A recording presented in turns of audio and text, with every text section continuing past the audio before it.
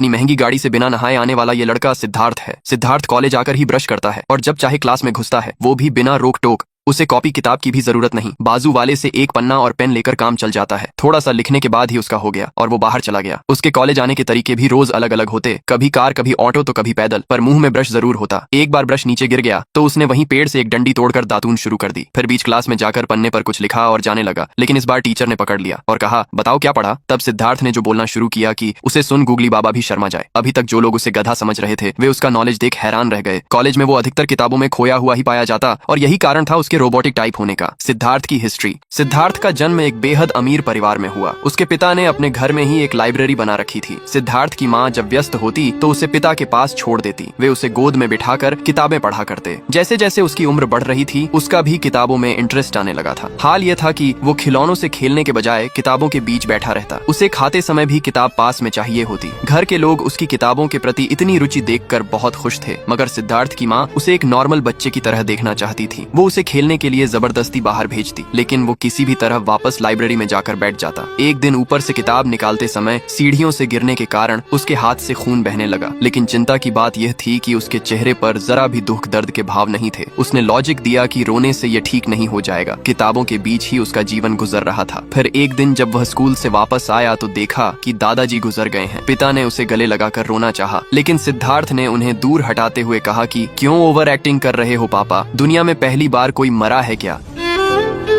आज अचानक सिद्धार्थ ने किताब से ध्यान हटाते हुए खाने की फरमाइश की तो माँ ने खुश होकर कहा कि मैं अभी 2 मिनट में मैगी बनाकर लाती हूँ। माँ के जाते ही सिद्धार्थ का टाइमर शुरू हो गया। 2 मिनट पूरे हो गए पर मैगी नहीं आई, लेकिन भूख लगी थी तो कुछ तो खाना ही था। उसने अपने आस पास लगे पेड़ों को स्कैन करना शुरू कर दिया। उसे एक पेड़ मिला जिसे खाना सेफ रहेगा, और फिर क्या था, सिद्धार्थ ने पत्ती खाना चालू कर दिया। माँ मैगी बनाकर लाई तो देखा कि बेटा तो जुगाली कर रहा है। उसने कहा, बेटा ये बकरी के लिए छोड़ दे, तू मैगी खा। सिद्धार्थ ने लॉजिक दिया कि खाना पेट भरने के लिए खाया जाता है, स्वाद तो सिर्फ जीभ की तृप्ति के लिए है। सिद्धार्थ के साथ सिर्फ खाने की ही समस्या नहीं है। एक रात तो हद हो गई, सभी लोग उसे ढूंढ रहे थे, लेकिन वह मंदिर के आगे सड़क पर सोता हुआ पाया गया। पूछने पर बताया कि नींद आ रही थी तो सो गया। उसने कहा, अबे पप्पू, घर जाके भी तो सो सकता था। सिद्धार्थ ने लॉजिक दिया, जब नींद आए तभी सो जाओ कहीं भी। बेचारे माँ बाप तो उसे पैदा कर पछता रहे थे। वो घर में भी दिन भर लाइब्रेरी में बैठकर बुक्स पढ़ता रहता। फिर उन्होंने उसकी सारी किताबें छुपा दी और अमीर बाप ने उसके लिए एक कॉलेज ही खोल डाला ताकि वो बाहर की दुनिया में घुल मिल सके। कॉलेज में इंदू नाम की लड़की पता नहीं उस झंडू की किस अदा पर फिदा हो गई। एक दिन एक लड़की ने सिद्धार्थ को प्रपोज कर दिया, मगर उसने बिल्कुल मना कर दिया, क्योंकि वो काम वाली बाई से सच्चा प्यार जो करता है।